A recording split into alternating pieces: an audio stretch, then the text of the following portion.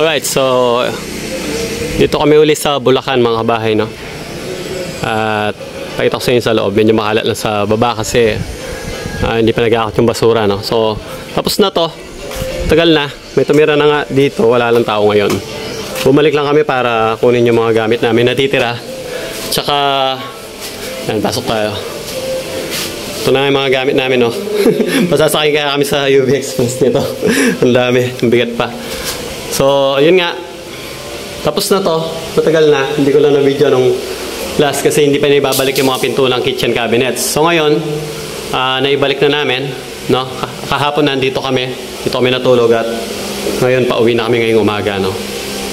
So, ayan yung mga kabahay. Ito yung mga hindi ko naipakita. Nabarnisan na yung hagdan. Ito na ipakita ko na to sa vlog. Yung tiles na grout na rin, green out namin. No? May ilaw na nga. Kaya may konting gamit na rin. At ito na yung ating kitchen. Ito yung ginawa ni Kenneth na parang bar counter dito. No? At duko varnish. No? Yan, ganda na. Simpleng plywood.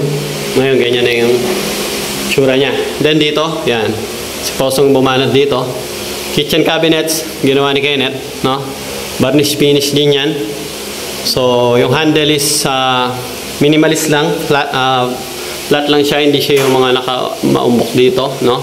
Minimalist lang pinili natin para simple lang siya maganda.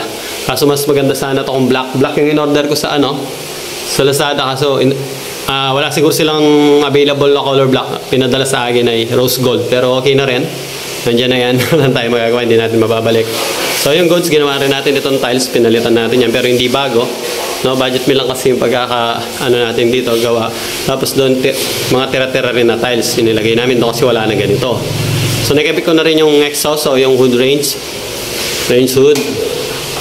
Gumagana na, working na rin yan. Ito na lang, problema na lang nito is yung tangke, okay na rin yan mga kabahay. So working na yan. Ayun yung ating duct tube nandoon. Alright. So, medyo makalat pa ng konti pero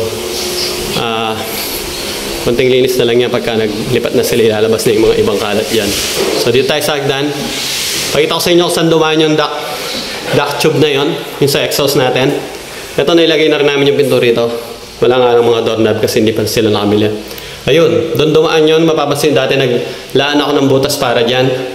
Dumiretso yan sa bubong, no? So nakasilant na siya doon, yung PVC natin. Okay na yan. Ito yung pinto, okay na yan. Dito yung dalawang pinto, okay na rin. Yan, ito yung room number 1. Yan, may mga gamit na dyan. Hindi na tayo papasok. And then room number 2.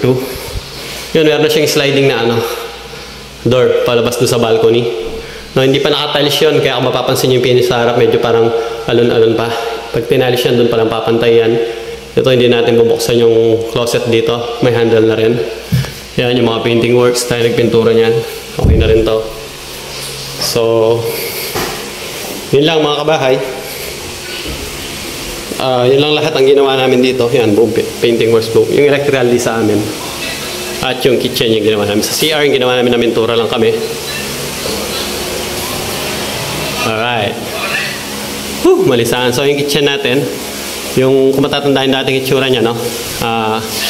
Madilim, tsaka marumi. Pero ngayon, at least naman, goods na yan.